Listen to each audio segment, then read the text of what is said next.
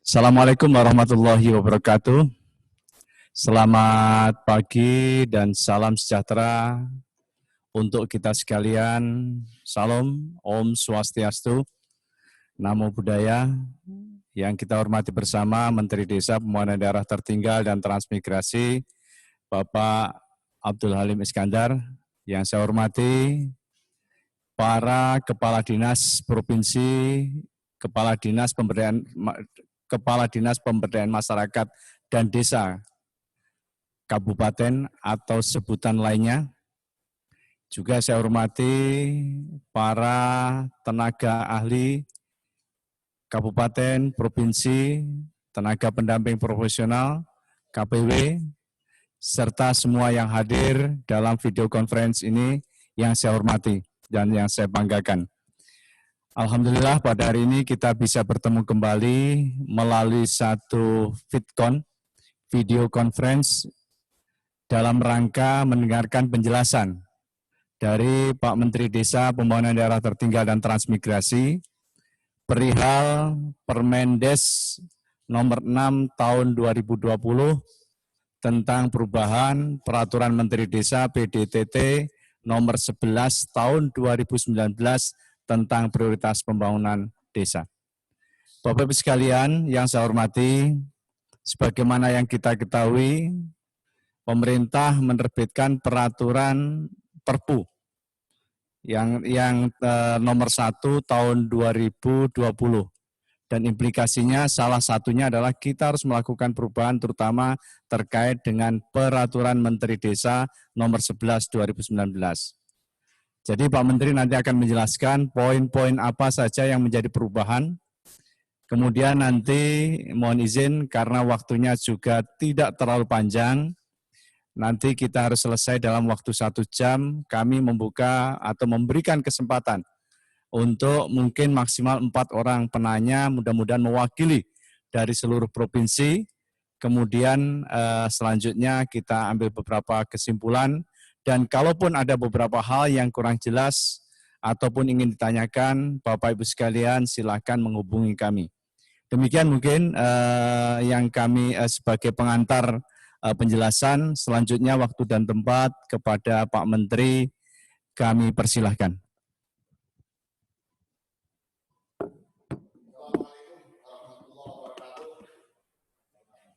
Selamat pagi dan salam sejahtera untuk kita semua. Salam, Om Swastiastu, salam kebajikan. Yang saya hormati Pak Sekjen, Pak Dirta Kepala Baledakvo, para Kepala Dinas Pemberdayaan Masyarakat dan Desa tingkat provinsi maupun tingkat kabupaten kota se-wilayah Indonesia Timur. Mudah-mudahan pagi ini semua dalam keadaan sehat, semua dalam keadaan baik, sehingga bisa melaksanakan tugas-tugas rutin kita dengan maksimal. Dan terima kasih atas waktunya. Kalau di Jakarta ini baru jam 8. Kalau di Indonesia Timur mungkin sudah jam 10. Bapak Ibu dan juga para tenaga pendamping profesional, baik tingkat provinsi maupun tingkat kabupaten kota. Tadi sudah disampaikan oleh Pak Sekjen, pada kesempatan pagi hari ini untuk yang ketiga kalinya kita mengadakan VidCon dengan Kepala Dinas Pemberdayaan Masyarakat dan Desa, beserta baik provinsi, kabupaten, maupun tenaga pendamping profesional, baik provinsi maupun kabupaten kota. Kemarin kita bersama dengan wilayah Jawa, kemudian wilayah Sumatera. Pagi ini dengan wilayah Indonesia Timur. Nanti dilanjutkan juga masih wilayah Indonesia Timur, masih ada 2 sesi lagi. Bapak, Ibu, dan sahabat-sahabat sekalian yang saya banggakan, pada kesempatan yang berbahagia ini saya ingin menegaskan kembali bahwa situasi negara kita hari ini sesuai dengan Kepres nomor 12 tahun 2020 ini dalam situasi darurat bencana non alam. Ini sudah dituangkan oleh Bapak Presiden di dalam keputusan Presiden nomor 12. Di samping itu sebelumnya juga sudah terbit peraturan pemerintah pengganti undang-undang terkait dengan APBN. Di dalamnya banyak sekali mengatur kewajiban untuk melakukan perubahan anggaran yang difokuskan untuk kepentingan kemanusiaan. Karena apa? Karena situasi pandemi COVID-19. Tidak terkecuali Kementerian Desa, kita semua juga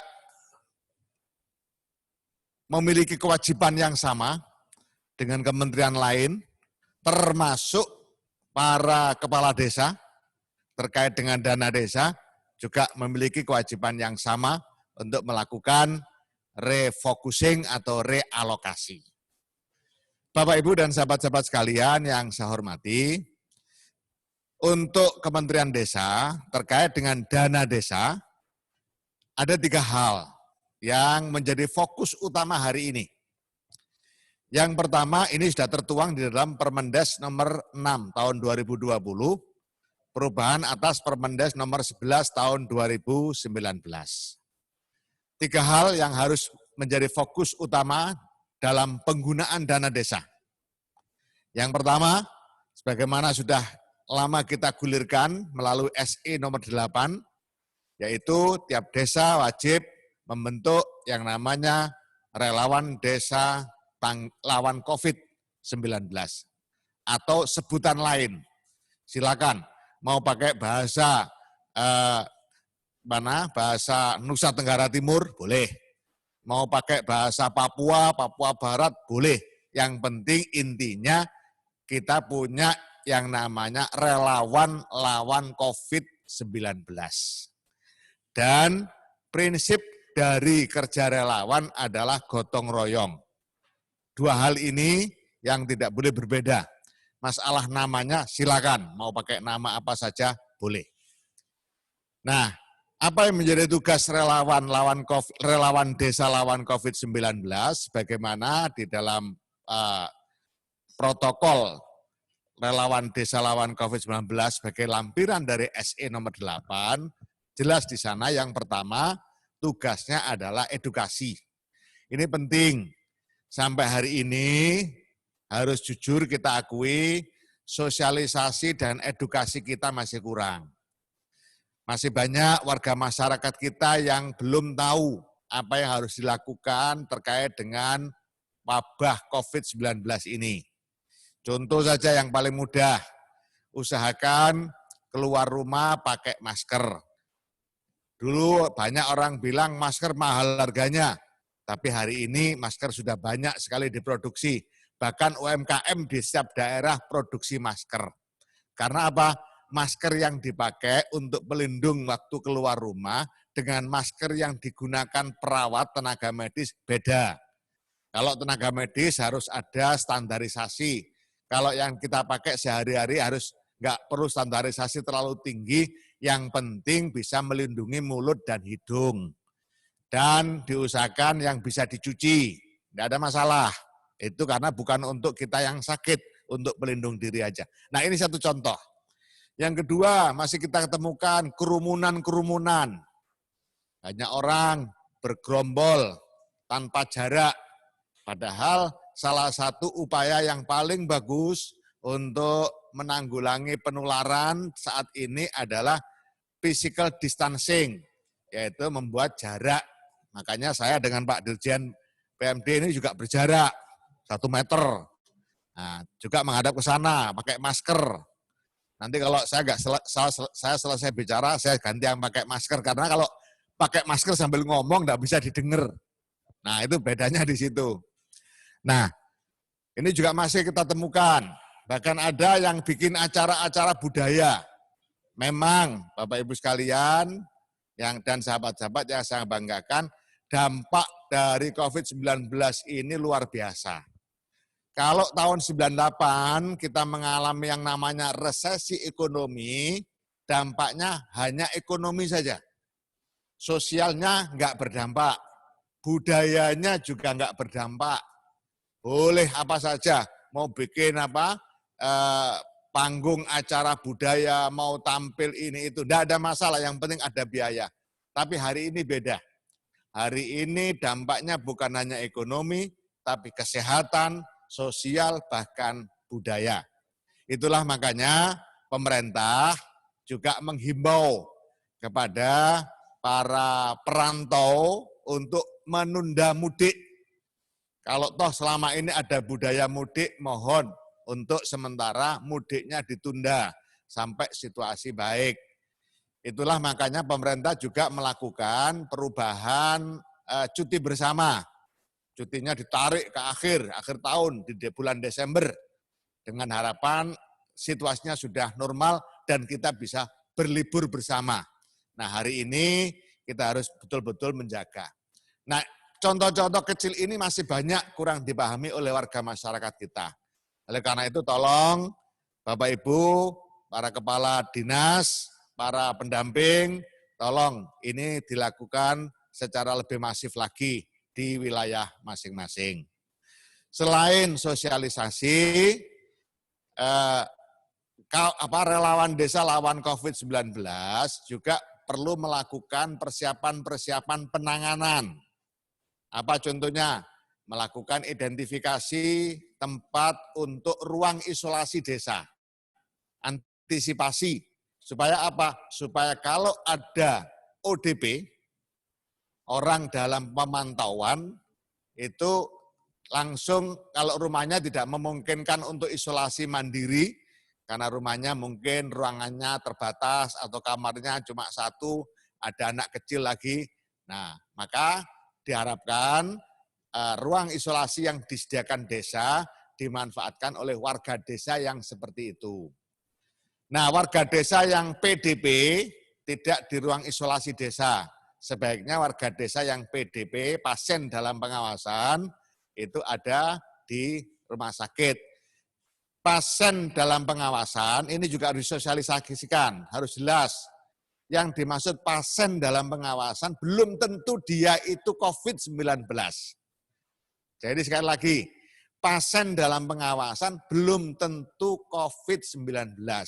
Dia punya gejala, misalnya batuk, kemudian nafasnya nggak normal misalnya. Tapi ya gejalanya sama, tapi belum tentu COVID-19. PDP, pasien dalam pengawasan adalah orang yang memiliki gejala COVID tetapi belum bisa hasilnya secara positif menunjukkan bahwa dia COVID. Nah, apa caranya gimana untuk membuktikan? Ya dites, bukan rapid test tapi yang swab. Nah, kalau hasil tes keluar positif, baru dia namanya COVID. Kalau hasilnya keluar ternyata negatif, berarti dia itu flu. Nah, ini yang harus dipahamkan kepada warga kita. Masih banyak yang belum paham. PDP sudah dianggap positif, belum. Nah, ini juga harus dipahamkan. Nah, yang ditangani oleh desa dengan dana desa adalah ODP, orang dalam pemantauan atau dalam pengawasan. Makanya tolong desa-desa yang belum menyiapkan ruang isolasi, tolong segera difasilitasi, didampingi untuk segera menyiapkan.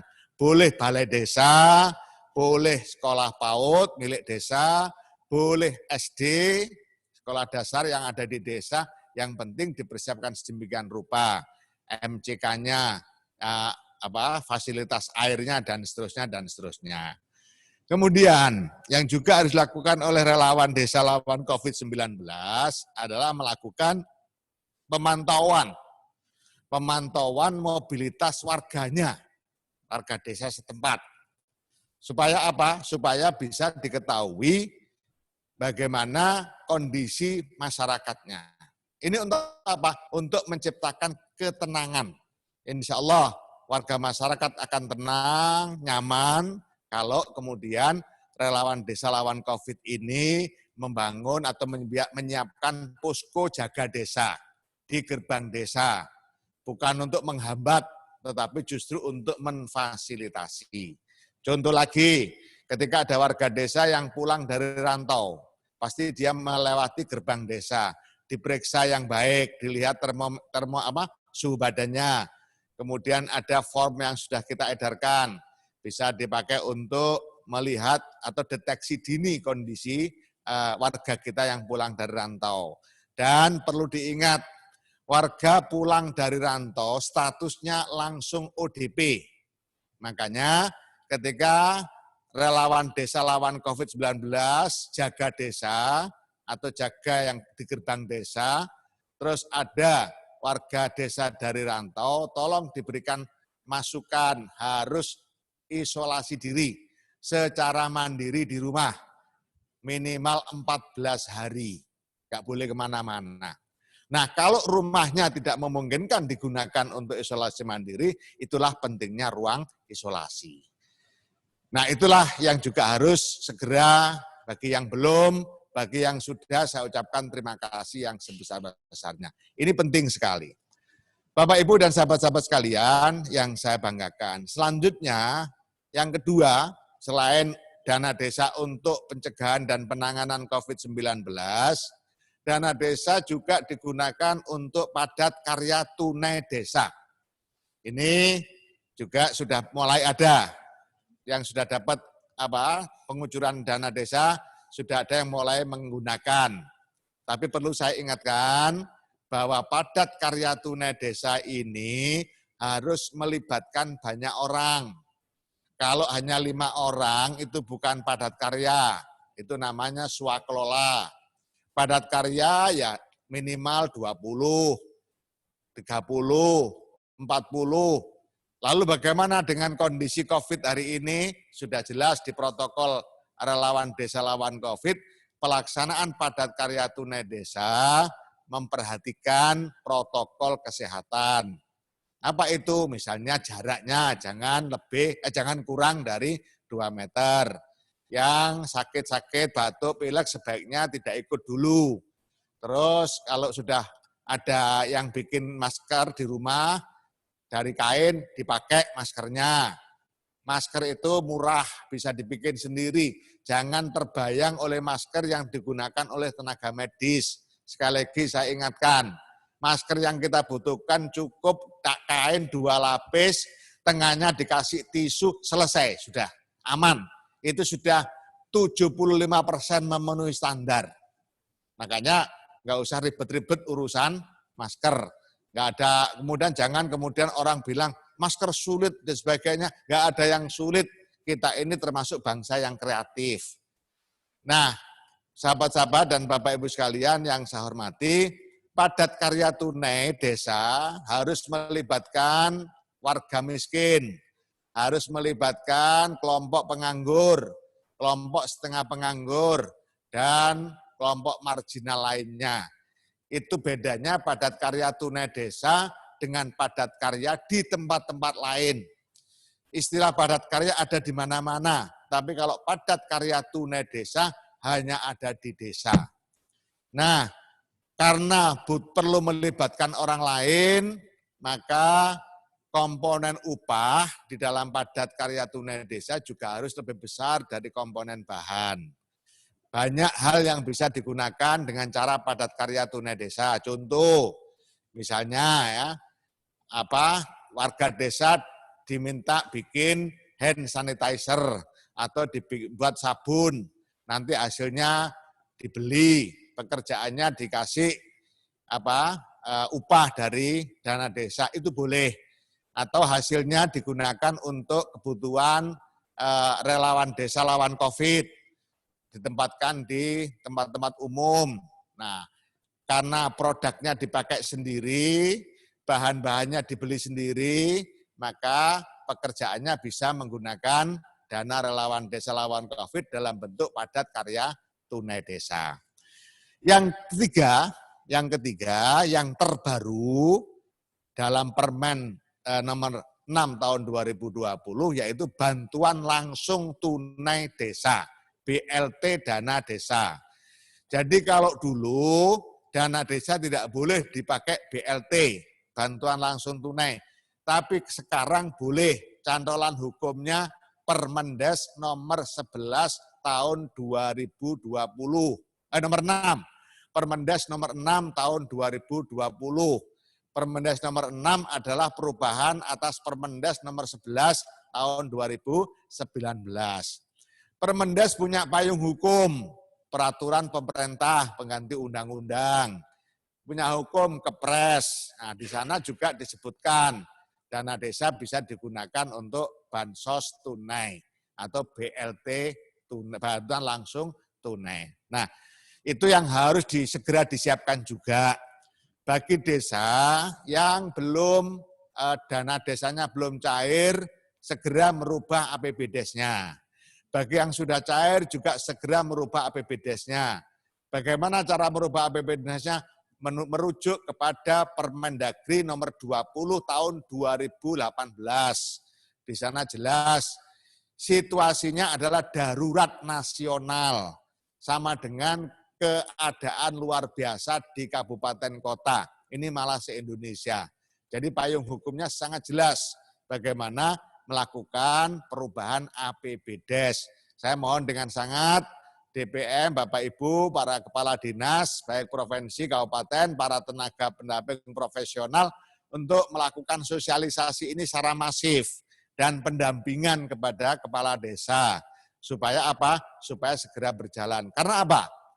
Karena kita harapkan BLT, bantuan langsung tunai desa ini, dana desa ini sudah bisa realisasi pada bulan April ini. Nah, di sana jelas Bapak Ibu sekalian, siapa sasarannya? Sasarannya adalah warga miskin desa yang belum menerima PKH, belum menerima bantuan pangan tunai, belum menerima kartu prakerja. Satu. Yang kedua, yang mereka yang berhak menerima adalah mereka yang kehilangan mata pencahariannya karena COVID-19. Ini juga berhak menerima. Jadi mereka yang tidak terdata, kelompok miskin tapi belum terdata sebagai penerima bantuan sosial dari pemerintah. Mereka-mereka inilah yang harus didata, karena mereka yang berhak memperoleh BLT, bantuan langsung tunai dana desa. Berapa besarannya? Bantuan langsung tunai dana desa 600.000 per keluarga dengan durasi waktu 3 bulan. Ya, tolong ini diperhatikan, durasi waktunya cuma 3 bulan, April, Mei, Juni. Nah ini jadi memang spesifik. Kalau ada yang bertanya, lah itu ada yang belum dapat atau ada yang dapat tapi lebih kecil daripada BLT dana desa, ngitungnya jangan setahun, ngitungnya cuma 3 bulan. Misalnya PKH itu setahun, bantuan pangan non tunai, bantuan pangan non tunai itu setahun, sementara BLT dana desa cuma 3 bulan. Nah ini juga harus menjadi perhatian kita dalam menjelaskan kepada warga masyarakat. Kemudian yang juga harus diperhatikan dalam bantuan langsung tunai desa adalah terkait dengan pendataan. Pendataan dilakukan oleh relawan desa lawan COVID. Kenapa kok relawan desa yang melakukan pendataan? Karena di relawan desa itu isinya semua komponen masyarakat ada.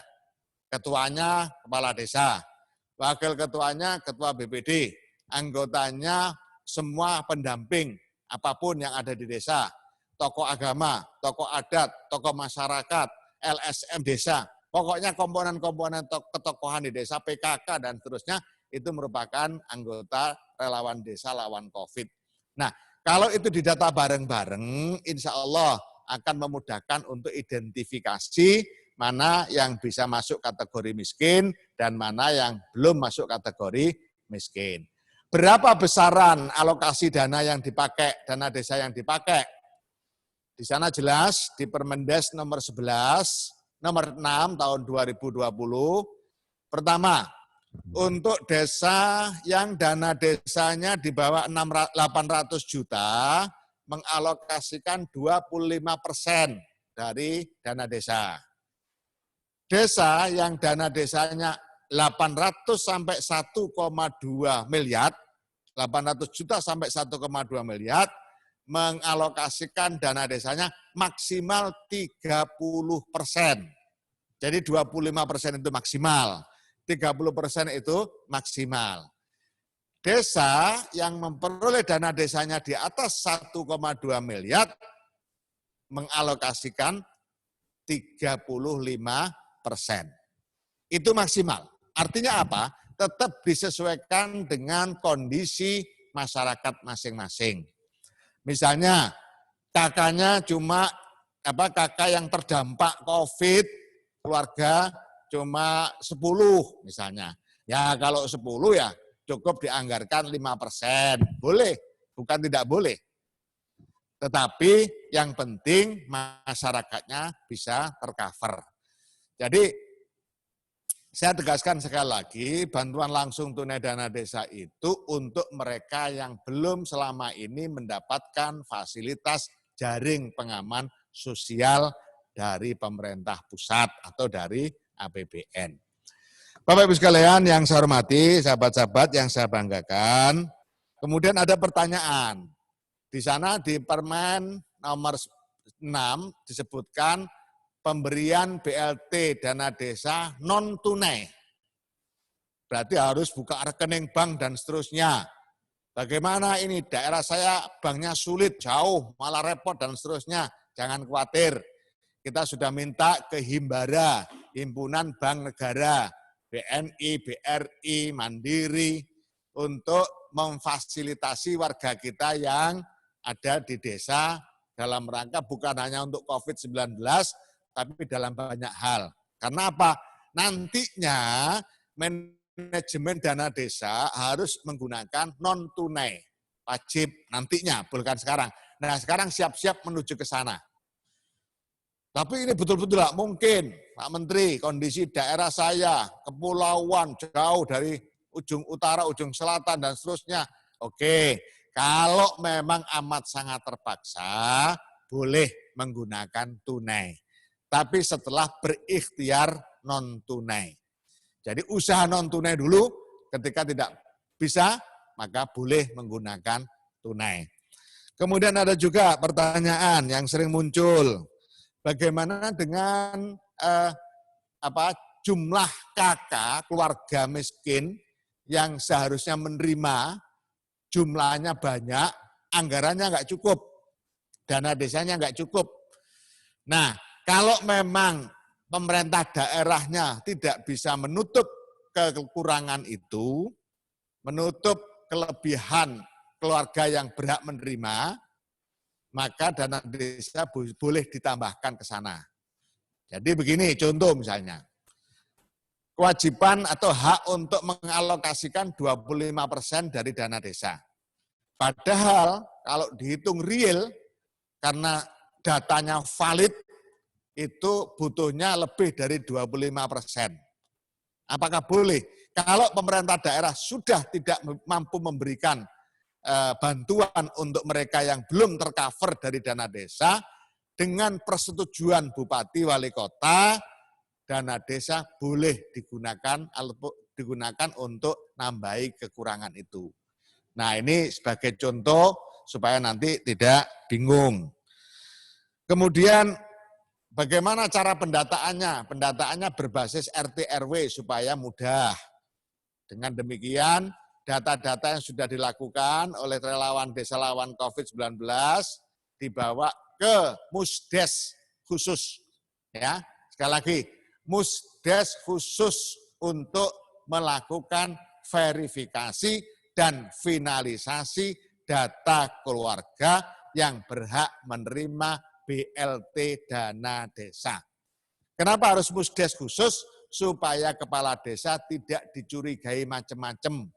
Supaya perangkat desa tidak dicurigai macam-macam, supaya terjadi transparansi, supaya apa? Semua tahu bahwa memang yang sudah didata dan diputuskan sebagai calon penerima BLT dana desa adalah mereka yang berhak untuk menerima.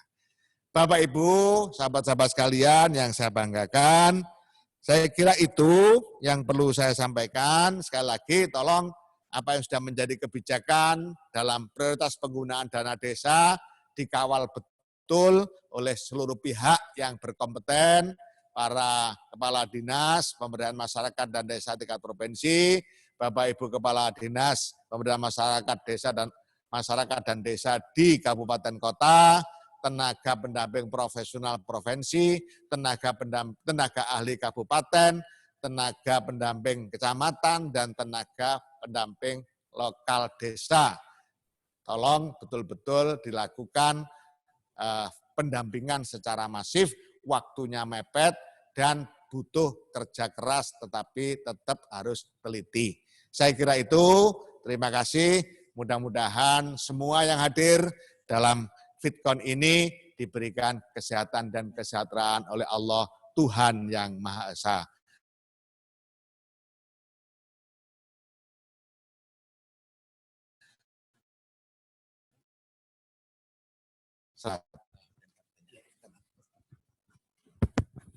Terima kasih. Terima kasih kami sampaikan kepada Bapak Menteri Desa, Pembangunan Daerah Tertinggal dan Transmigrasi.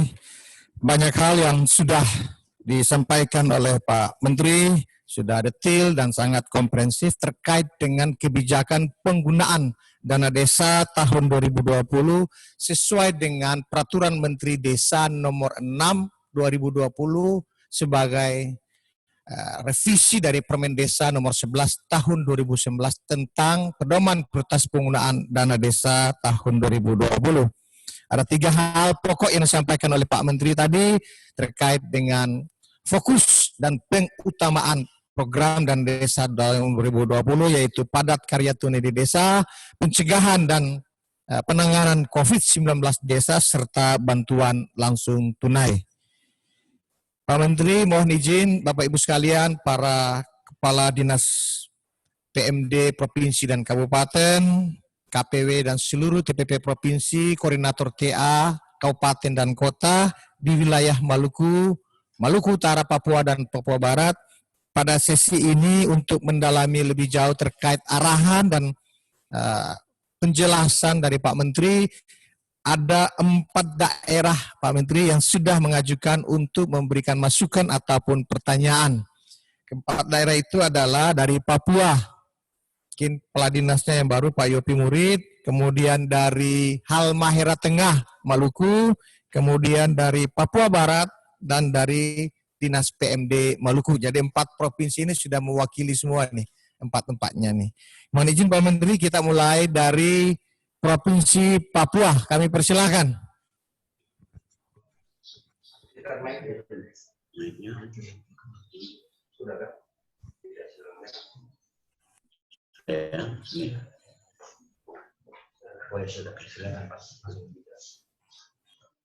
Ya, selamat pagi Pak Menteri. Ya, pagi. Siap. Shalom. Sesuai dengan apa yang disampaikan oleh Pak Menteri, arahan kami dari Papua mengucapkan terima kasih, dan sesuai dengan arahan tadi bahwa kami di 29 kabupaten kota Provinsi Papua yang menjadi kendala kami terkait 20%, 25% sampai dengan 35% tadi untuk pegunungan, daerah pegunungan ini memang sesuai dengan apa yang disampaikan oleh Pak Menteri bahwa memang sangat sulit untuk kita menjangkau. Tetapi kami akan berupaya untuk berusaha bagaimana caranya kami akan sampai sosialisasi. Karena terkait dengan jaringan juga sampai di daerah belum menjangkau, sehingga melalui TA kabupaten, kota, dan sampai dengan PLD kami akan upayakan untuk bagaimana caranya mensosialisasikan tiga hal yang penting tadi. Menyangkut dengan ini, untuk kami yang mungkin bisa melakukan, mohon petunjuk, kami yang bisa lakukan hanya bantuan langsung. Itu yang bisa kami lakukan karena menyangkut bantuan tidak langsung, non tunai itu adalah karena memang di daerah-daerah yang terpencil sekali di pegunungan ini memang susah menjangkau, sehingga mungkin kami lebih duluan mohon petunjuk dari Pak Menteri terkait bantuan tunai dengan non tunai. Mungkin itu yang bisa kami sampaikan. Terima kasih Pak Menteri dan Pak Dirjen. Ya. Terima kasih Pak Kadis, sudah dicatat oleh Pak Menteri. Yep. Ya, kami lanjut untuk dari Halmahera Tengah, Maluku Utara, kami persilahkan.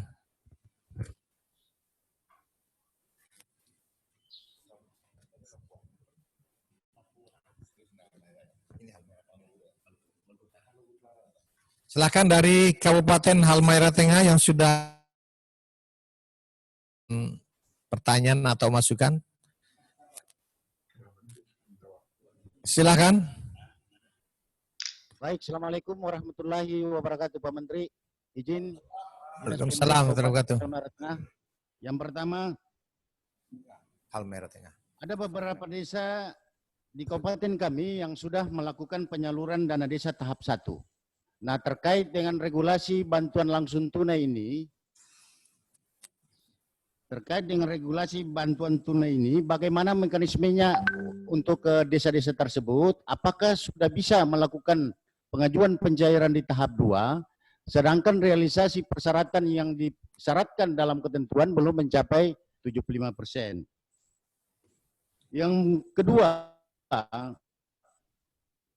dalam kriteria masyarakat keluarga miskin, ini kalau kami lihat lebih mengarah pada kondisi masyarakat di Jawa. Dalam konteks kami di Kabupaten Halmahera Tengah, ada masyarakat yang contoh kasus misalnya dalam seminggu tidak pernah makan daging ataupun minum susu dan ayam. Atau barangkali untuk dalam setahun tidak pernah membeli pakaian. Tetapi dia tidak masuk dalam kriteria sebagaimana disebutkan. Kemudian yang ketiga, ada beberapa desa yang terlanjur mengalokasikan bantuan pangan sebelum edaran terkait dengan BLT ini diluncurkan. Mohon petunjuk, demikian Pak Menteri. Terima kasih. Assalamualaikum warahmatullahi wabarakatuh.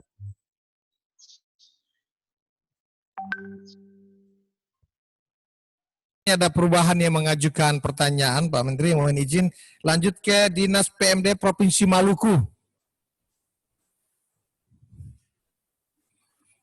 Dinas PMD Provinsi Maluku, kami persilahkan. Ya. Assalamualaikum warahmatullahi wabarakatuh. Selamat pagi, salam sejahtera bagi kita semua.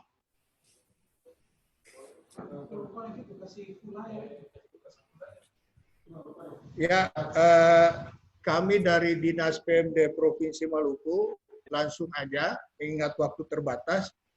Jadi ada 3 hal yang ingin kami tanyakan.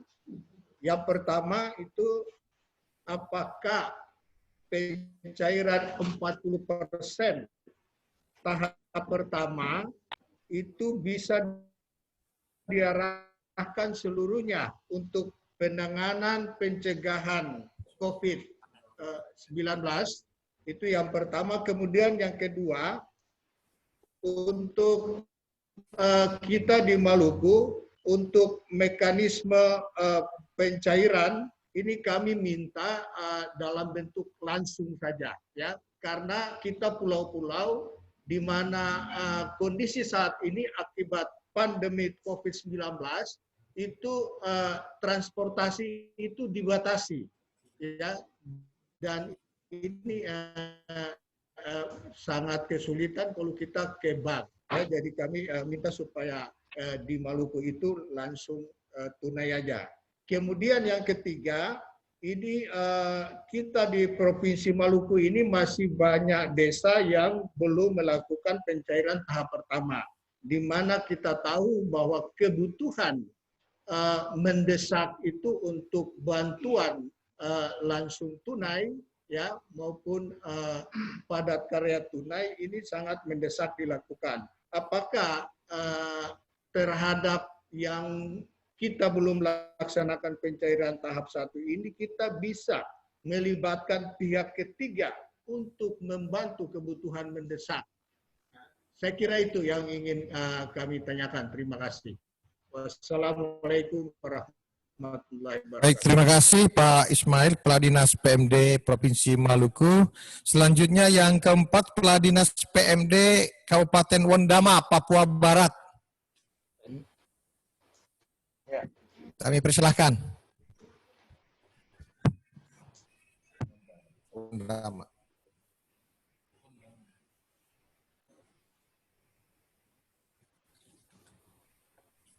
Dari Wondama.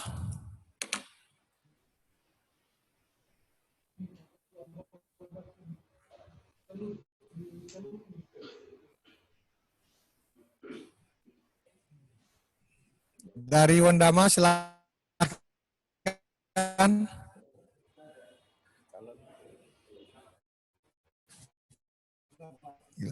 Kalau tidak tadi yang daftar dari semuanya. Yang terhormat Bapak Menteri Desa DTT, seperti yang saya hormati Bapak Dirjen Lincani, ya.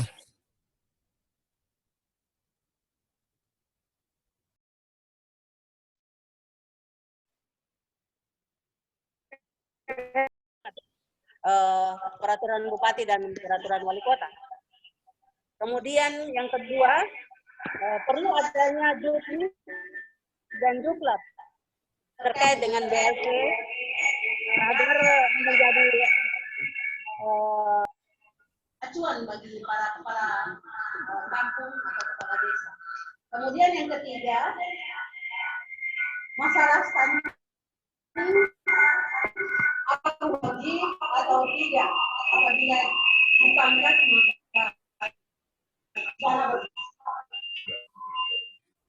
apakah itu menjadi kewajiban di tahap ketiga? Kemudian yang keempat, masalah pengalokasian dana. Yang keempat, apakah ada pemangkasan pagu dana desa berdasarkan peraturan pemerintah nomor 42 tahun 2020 tentang BLT. Kemudian yang keenam, BLT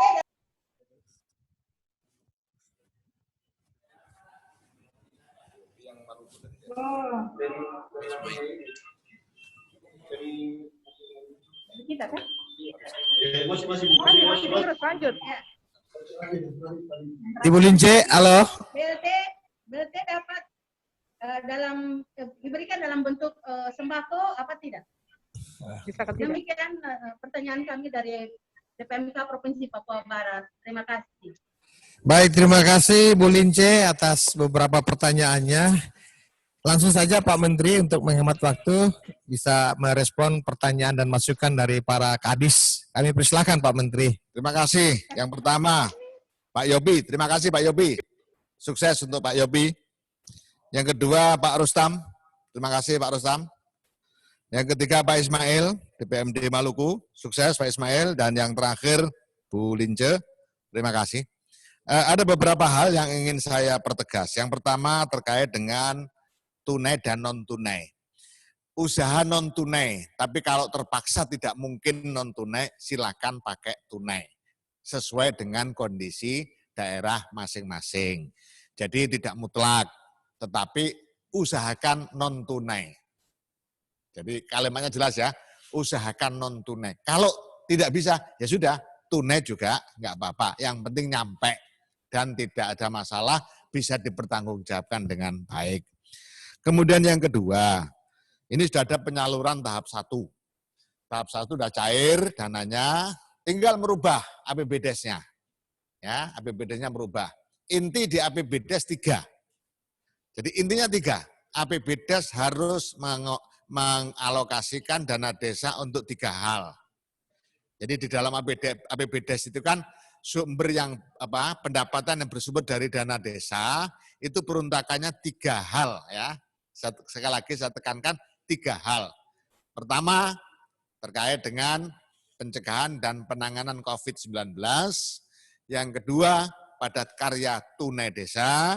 Yang ketiga BLT, bantuan langsung tunai. 3 hal ini masuk dalam APBDes untuk kurun waktu 1 tahun. Pelaksanaannya ya sesuai dengan kondisi. Yang penting masuk dulu. Misalnya sekarang sudah masuk pencegahan dan penanganan COVID.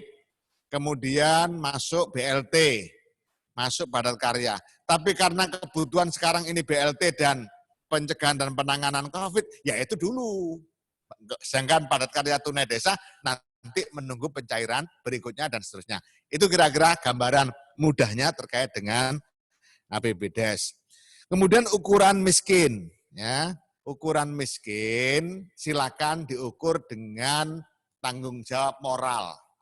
Jadi ukuran-ukuran normatif itu sebagai panduan. Karena apa? Perlu saya jelaskan, Bapak Ibu sekalian, kondisi COVID ini bisa menimbulkan mendadak miskin. Jadi orang tiba-tiba miskin, itu bisa terjadi. Kemarin-kemarinnya nggak masuk miskin, tapi sekarang masuk miskin. Kenapa? Nah, gimana sumber mata pencahariannya hilang? Kemarin ada penghasilan, sekarang tidak ada penghasilan. Yang kedua, misalnya sebagaimana di data di Permen itu, rumahnya ada anggota keluarga rentan usia atau rentan sakit. Rentan sakit itu sakit menahun atau sakit kronis. Sakit kronis itu jantung misalnya, paru-paru, kemudian darah tinggi, gula atau darah tinggi. Ini adalah penyakit-penyakit yang sangat rawan terkait dengan COVID-19. Nah, tiba-tiba miskin itu bisa. Biasanya punya usaha rumah makan. Terus sekarang malnya tutup. Rumah makan otomatis harus tutup. Ya terus penghasilannya dari mana? Aset tidak punya. Ya itulah, maka ukuran kemiskinan itu dibahas bareng-bareng. Insya Allah saya yakin warga masyarakat kita bisa menilai, oh itu betul-betul layak sebagai dimasukkan kategori sebagai orang miskin. Jadi ukurannya memang relatif dan ini ukuran dalam kondisi darurat nasional. Kemudian ada yang sudah terlanjur untuk bantuan pangan. Nah, bantuan pangan itu kan kemarin dengan merujuk pada Permendes nomor 11, misalnya untuk tambahan pangan untuk anak usia sekolah dan seterusnya, itu kan masih merujuk pada Permendes nomor 11 tahun 2019. Hari ini urusan seperti itu diberhentikan dulu. Fokus 3, pencegahan dan penanganan COVID-19, yang kedua padat karya tunai desa, yang ketiga bantuan langsung tunai dari dana desa. Jadi pokoknya tidak keluar dari 3 hal itu. Nah, kita berharap Bapak Ibu sekalian, April, Mei, Juni semua selesai. Mudah-mudahan dengan pertolongan Tuhan Yang Maha Esa, dengan pertolongan Allah, Juni selesai. Ternyata ketika Juni selesai, terus Juli masih ada dana-dana yang belum terpakai, sudah tidak ada BLT, penggunaan pencegahan dan penanganan COVID-nya kemarin nggak banyak terpakai karena kebetulan desanya sehat semua. Ya, nanti kan ada revisi APBDes lagi. Jadi jangan khawatir, nanti pasti akan ada kebijakan baru dari pemerintah, dari Kementerian Desa untuk situasi yang sudah normal kembali. Ini kita sedang bicara pada situasi tidak normal. Begitu kira-kira yang bisa saya sampaikan. Kemudian apakah sembako? Nggak boleh. Namanya saja bantuan langsung tunai. Maka bentuknya harus bentuk duit tunai. Nanti kalau dirupakan bahan pangan dan seterusnya, nanti bisa jadi masalah. Tapi begini, silakan BUMDes menyiapkan. Misalnya nyiapkan telur, nyiapkan beras, nyiapkan gula. Setelah dana BLT-nya diserahkan, ya bisa dibilangin sama yang menerima dana tadi. Tuh kalau mau belanja beras ada di BUMDes, mau belanja telur ada di BUMDes, harganya bersama. Itu kalau mau belanja minyak goreng ada di BUMDes. Jadi otomatis duit itu muter dan itu memang kita sarankan. Jadi kalau bisa nanti diberitahukan kepada para penerima manfaat dari jaring pengaman sosial kebijakan pemerintah, usahakan duit itu tidak keluar dari desa. Cukup diputer-puter di desa situ. Biar apa? Biar warung desanya tetap jalan, biar yang jual beras juga di desa itu tetap laku, yang punya telur di desa laku, yang punya tanaman sayur mayur bisa dijual lagi, dan seterusnya. Usahakan dari manapun sumber duitnya, dari BLT dana desa, dari PKH, dari kartu prakerja, tolong dipahamkan kepada warga masyarakat desa, usahakan tidak belanja keluar desa.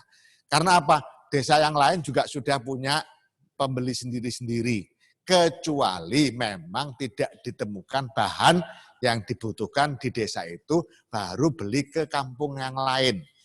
Tapi jangan dibawa ke kota. Kota tempatnya penyakit sekarang. Kota Jakarta contohnya ini sumber penyakit COVID-19. Makanya sebenarnya yang sudah di Jakarta nggak usah mudik. Nah, ini contoh. Biar apa? Biar COVID-19 nggak dibawa pulang ke Papua, tidak pulang ke Papua Barat, tidak dibawa pulang ke Maluku. Nah, ini makanya dihimbau ya, semua diajak menghimbau, tokoh adat, tokoh agama diajak menghimbau agar warga yang dirantau sementara waktu menunda mudiknya. Nanti bareng-bareng mudik ketika situasi sudah bagus. Saya kira gitu, Bapak Ibu sekalian. Kalau ada pertanyaan lanjutan, silakan di call center kita ada. Di Permen nomor 6 dijelaskan, jelas di sana tertulis, kalau tidak salah nomor telepon 15.040 itu call center kita. Atau pakai WA atau pakai email yang ada, silakan. Yang pasti kita akan memberikan pelayanan semaksimal mungkin, memberikan jawaban, kebutuhan jawaban terhadap berbagai permasalahan yang dihadapi oleh Bapak, Ibu, dan sahabat-sahabat sekalian. Saya pikir itu, selamat bekerja, selamat bertugas, sukses selalu untuk kita semua. Assalamualaikum warahmatullahi wabarakatuh. Terima kasih kepada Pak Menteri. Kami kira sudah sangat jelas, tegas apa yang disampaikan oleh Pak Menteri terkait dengan revisi Permen Desa nomor 11 yang keluar terbaru, Permen Desa nomor 6 tahun 2020 tentang penggunaan dana desa tahun 2020 ini.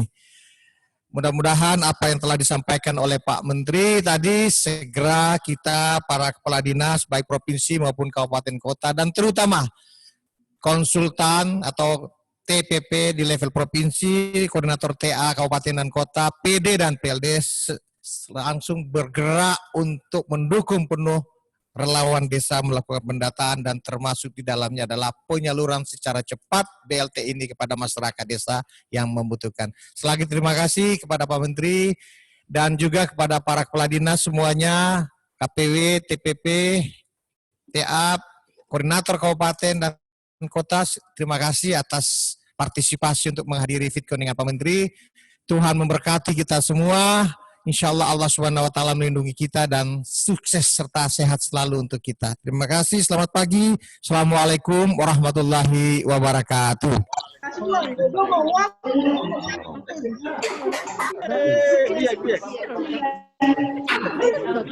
sudah. Terima kasih. Terima kasih semuanya. Belum ada sih, hidup jangan. Nomor telepon yang diundang. Mana? Sini nih, golongan ini. Bang. Bisa mandi, Bang?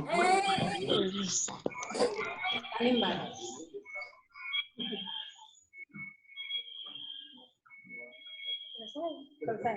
Yang lanjut ke 5 Prof.